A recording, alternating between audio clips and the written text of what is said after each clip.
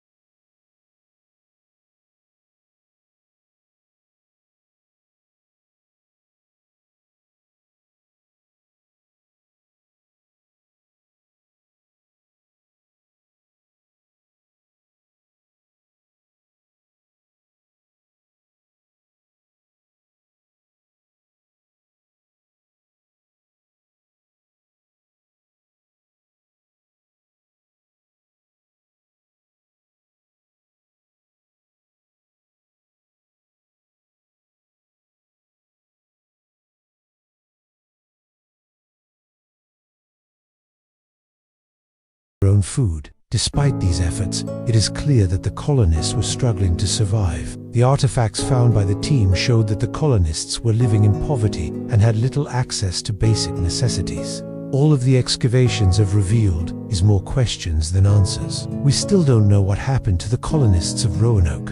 All we have are theories. While it is likely that a combination of factors led to the demise of the colony, we may never know for sure what happened. After the colony was abandoned, the island was used by pirates and private. In 1680, King Charles II of England granted the island to a man named Thomas, Earl of Berkeley. Berkeley developed the island as a plantation colony. In 1711, the British government established a naval base on the island. The base was used to protect shipping lanes from pirates. In 1776, the island was occupied by British troops. During the American Revolutionary War in 1794, the island was returned to the United States. Since then, it has been used as a military reservation. Despite the island's rich history, it is not open to the public. This is because the island is home to a number of endangered species. The presence of these species makes the island a protected area. As a result, we may never know what secrets Roanoke Island is hiding. If you enjoyed this video, please hit the like button and subscribe for more videos. Thank you for watching. If you're a lover of mysteries and all things enigmatic, then today's discovery is sure to send shivers down your spine. Prepare to journey back in time and explore an ancient book that has baffled experts for centuries. Your support means everything to us.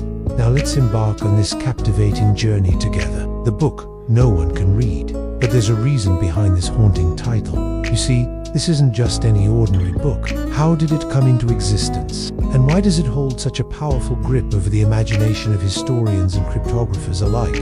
Well, my curious friends, let's unravel these questions together. It contains writings that have resisted all attempts at decipherment, leaving experts scratching their heads for centuries. They are incredibly detailed and precise, which adds another layer of complexity to its already enigmatic nature. Some believe that these pictures hold the key to deciphering the text, while others argue they are merely decorative. Whatever the truth may be, the artwork is undeniably captivating and has inspired countless theories about the book's true purpose. What makes this mystery even more intriguing is the book's unique illustrations. They point to the book's botanical illustrations and diagrams of plants as evidence that it contains recipes or instructions for creating potions and remedies. This theory is supported by the fact that many of the illustrations resemble known herbs and spices, suggesting a practical application for the mysterious text. One popular belief is that the book contains a secret code. Its mysterious origins and indecipherable text continue to captivate the minds of scholars and enthusiasts alike.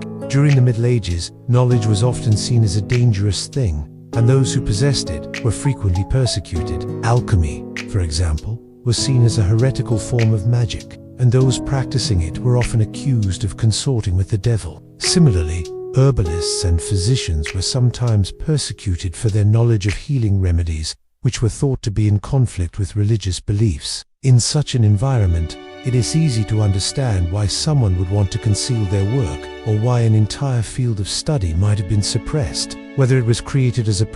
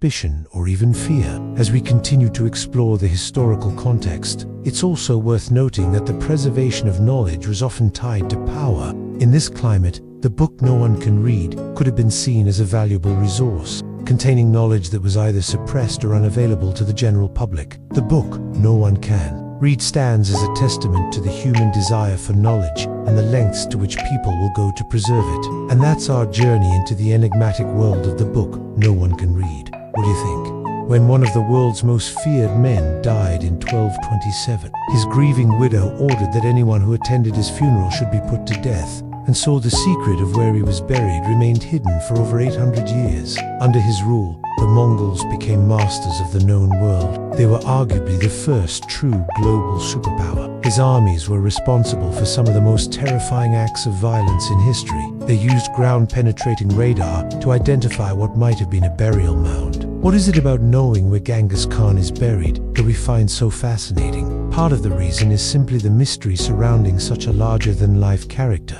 This was done to protect the secret of his burial place. After all, it was nearly 800 years ago that he died. In that time, lots of people would have come and gone. Important pieces of information could have been lost or destroyed. Somewhere in Mongolia today, there may well be a family who knows the truth. Despite his crimes against humanity, Genghis Khan was a complex man. He was a great leader, a brutal dictator, a cultured intellectual, and a superstitious warrior. He brought his people together, and he helped them accomplish things they could never have dreamed of. But he was also responsible for countless deaths, and the further we look into his life, the more we learn about the horrors he was capable of. Unearthing his body would be like ripping open an old wound. It would be an invasion of the privacy of one of history's most notorious men, a man who didn't get to rest in peace the first time around. And so, perhaps his final wish should be our command. Maybe we should leave the lost tomb of Genghis Khan lost forever. They may have passed down ancient texts from their ancestors' court, texts that tell them exactly where the great Khan's body is. But like their forebears, they may feel a duty to keep the location a secret, to prevent greedy treasure hunters from desecrating the final resting place of their legendary ancestor. Of course, this is just a theory, but it makes sense. It is possible that the secret of where Genghis Khan is buried died with him, taken to the grave by those loyal servants who he ordered to be killed. Or it is possible that the secret lives on to this day, passed down through generations of a single family. All of this makes it seem as though the lost tomb of Genghis Khan might remain lost forever. But while we have no evidence that this order was carried out to the last person, it does explain why there are no surviving first-hand accounts of the funeral or the burial. You see, long after Genghis Khan died, two more emperors were added to the imperial line he started. These were Kublai Khan and his grandson Guyut Khan. Both of these men had a legitimate claim to the title of Great Khan, although these days we only remember Genghis Khan by that name. Both men ruled vast empires across Asia and Europe. Both men were responsible for incredible feats of engineering and military conquest. But both men also suffered greatly from the efforts of those trying to uncover the lost tomb of the original Genghis Khan. It all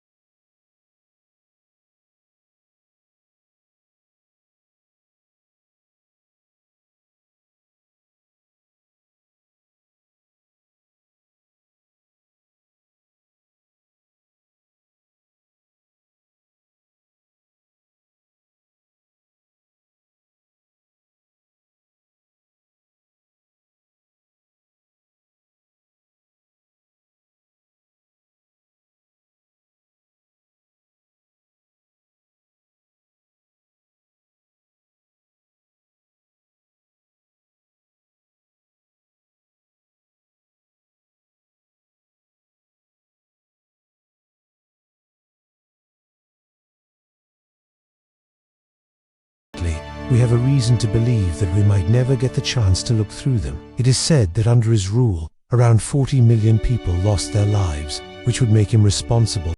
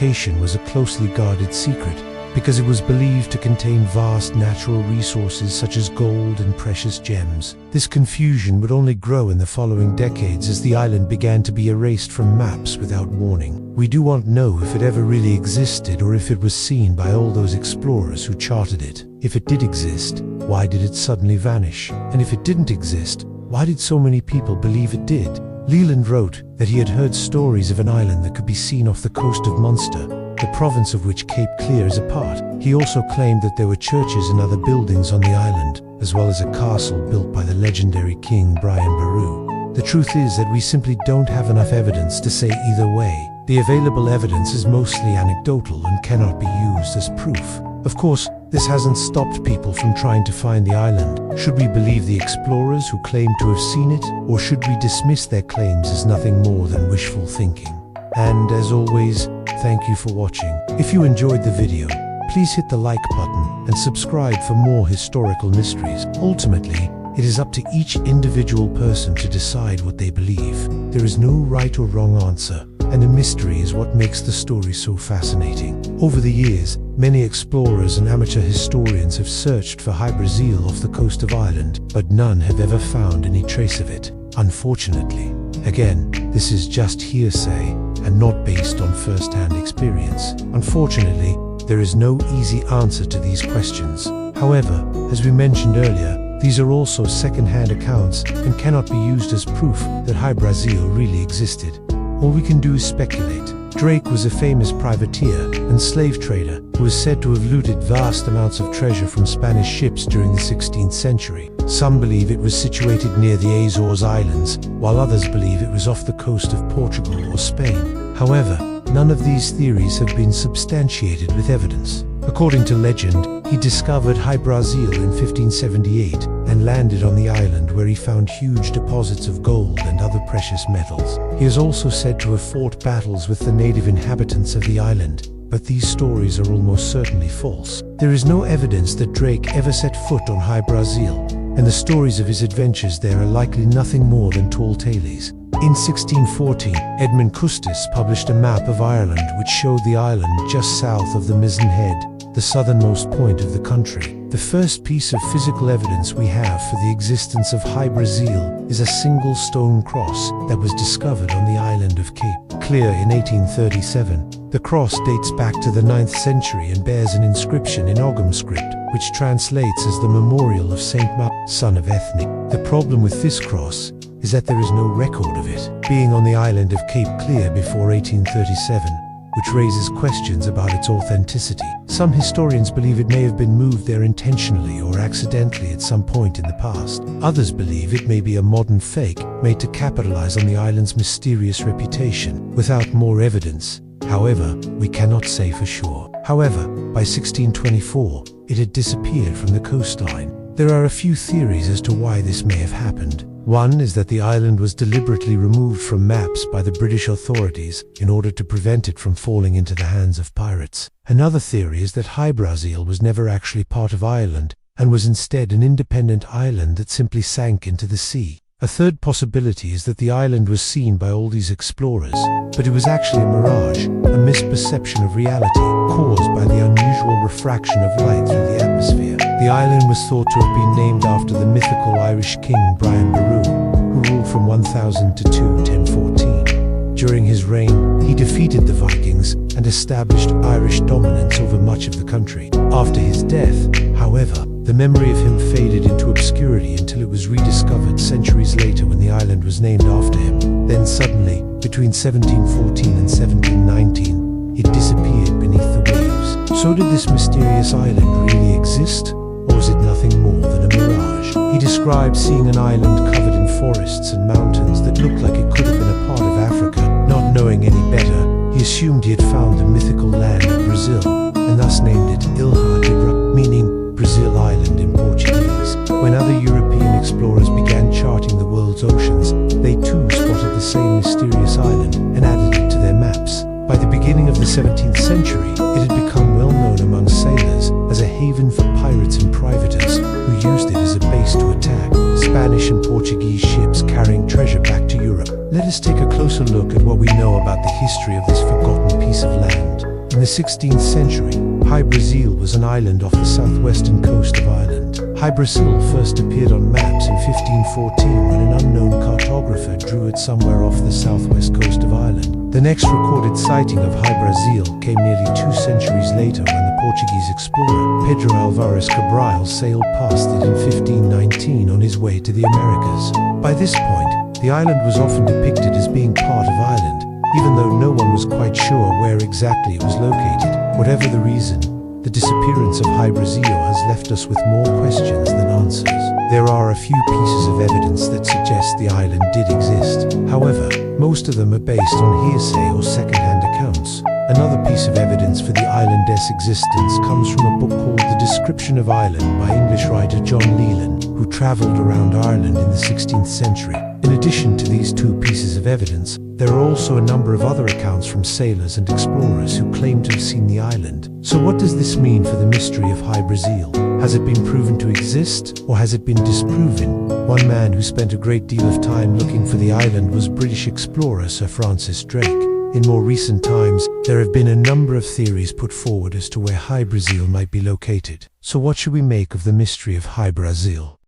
What do you think? Did Hy Brasil really exist, or was it just a figment of the explorers' imaginations? Let us know your thoughts in the comments below. This is the story of the ghost ship that sailed forever, otherwise known as the Mary Celeste. It was 1872 when the captain of the ship, Benjamin Briggs, decided it was time to set sail. He and his wife Sarah and their 2-year-old daughter had been living in the port city of New York for some time, and since business had been slow lately, he decided to take his schooner out to sea to try and pick up some much-needed cargo. He set out on November, and since it was going to be a long voyage, he made sure to stock up on plenty of food, drink, and cigars. In fact, There was enough food on board the ship for him and his family to live comfortably for at least 3 months, and as soon as they left the harbor, Captain Briggs opened up a bottle of wine to celebrate. As the captain inspected the ship further, he noticed a lifeboat in the distance, and so he waved frantically, hoping to find an answer to the mystery.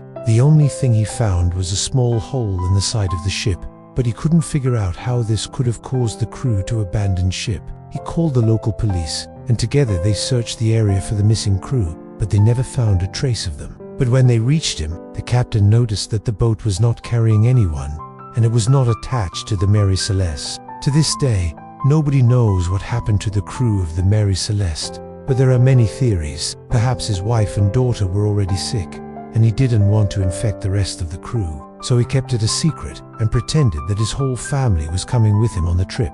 Unfortunately, he probably got sick himself after spending time with his infected wife, which is why he left the lifeboat behind. He probably thought that he might die soon too, and wanted to give the crew a chance to survive. It was found on December 4th, 1872 by a British ship called the Yamato, and it was decided that the ship would be towed to the Azores. He was more confused than ever, but he figured he would get to the bottom of this, and so he had to fill the holes with sawdust mortar. But even though he fixed the holes, the ship continued to fill with water, and it soon became clear to the captain that the ship was doomed. He abandoned the ship and watched as it sank beneath the waves. The planks of wood on the deck were loose, and several of them had been removed.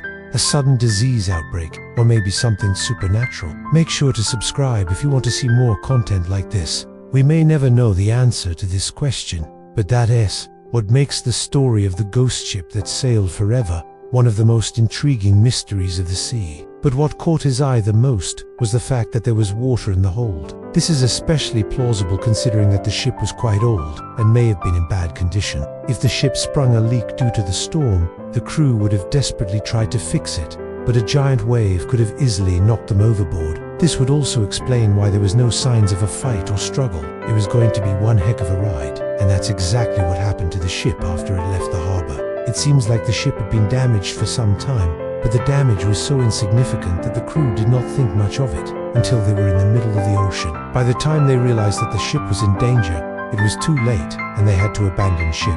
Also, it doesn't make sense that they would have left behind all their food and drinks, but who knows? Maybe they managed to cling to the lifeboat and survived. A more plausible explanation is that the crew fell victim to a disease outbreak. Back in the day, diseases spread like wildfire on ships. The crew could have easily contracted a virus from some of the other ships in the harbor, since they would have been aware that the rest of the crew was sick. They may have panicked and abandoned ship to escape the highly contagious disease. For the first few weeks, everything was going well, but then suddenly a storm came and the captain had to work hard to keep the ship afloat. When the storm finally passed, he saw that they were being blown off course and were nowhere near where they were supposed to be. However, there is no evidence of a fight, and pirate ships tend to damage the masts of their captured ships, which would explain why the Mary Celeste was sailing around without anyone on board. Another theory is that the crew left the ship to avoid a hurricane, but as we mentioned earlier, the weather had been perfectly fine for weeks until suddenly a storm showed up. They wouldn't have had time to prepare for it, so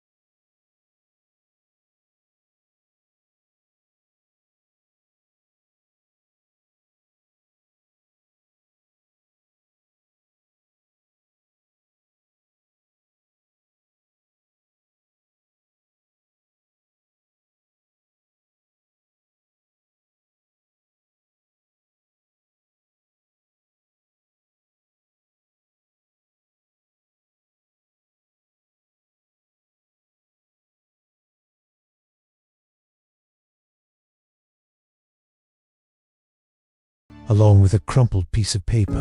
After the FBI searched it, they didn't find much besides the clothes in that paper with the name Ruby and the phone number. But what they did find was something else.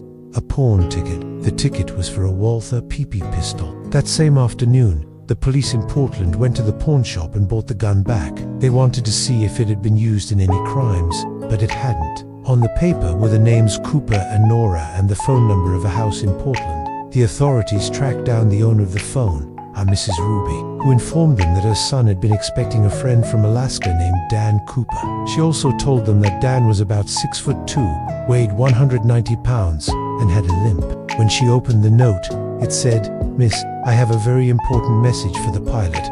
Please see that he is not followed or see that the pilot gets this when he comes back." Apparently, it was taken around the same time as the others and shows a man who looks a lot like Tanner walking through an airport. If you look at him though, you'll notice that he has one shoe untied, and considering how the rest of his outfit is pressed, neat and clean, I think we can safely assume that this was just some random dude. She took the note to the cockpit, and the pilots saw that there were no demands written on it. They also didn't see any weapons, so they figured it was probably just some teenager trying to be funny. They turned on the radio and asked the authorities in Seattle to intercept the man once the plane landed, but by the time they arrived in Seattle, he was gone. But since this is a history channel, we will be treating this case as if it were real, which it very well may be. This is the story of the man who never existed. On November 24th, 1948, a man identifying himself as Dan Cooper boarded Northwest Orient Airlines Flight 305 in Portland, Oregon.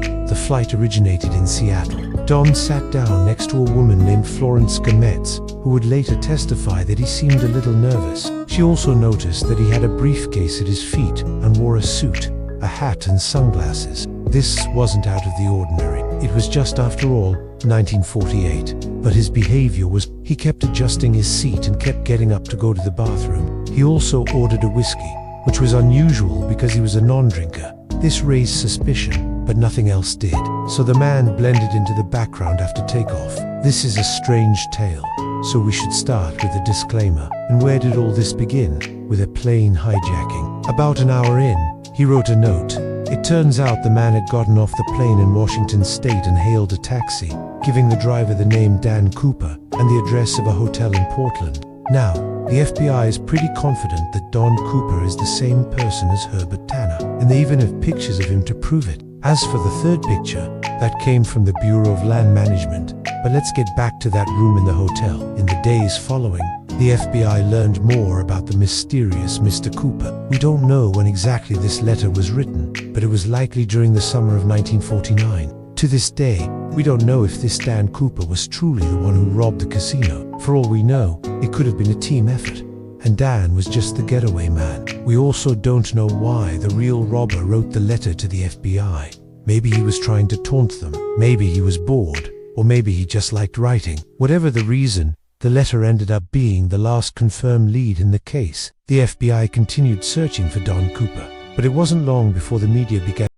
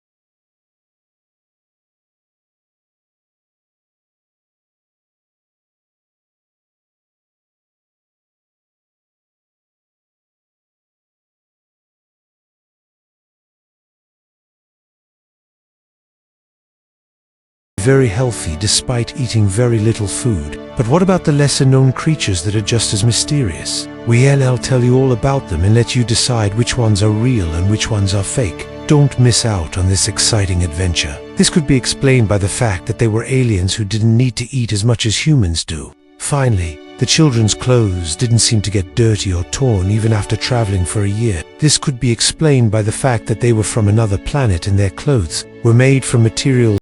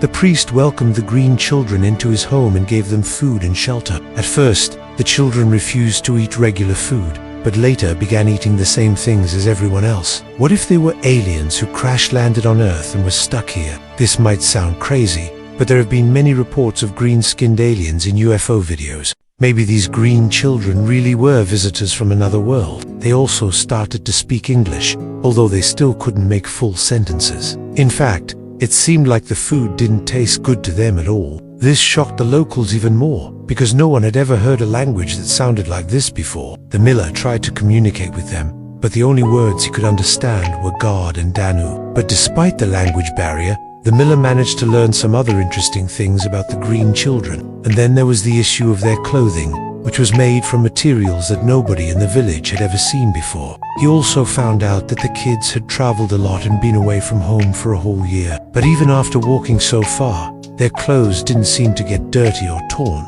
After wandering around the village for a while, the children stopped in front of a house. When they were in the miller's house, the green kids continued to speak their weird language, which didn't make any sense to anyone. For example, he learned that they couldn't stay in the village for long because their skin would turn green. Since no one in the village knew what to do with the children, the local priest ended up taking care of them. One day, a nobleman came to the priest's house and offered to take the children in. Unfortunately, the children didn't want to live with the nobleman, so they ran away.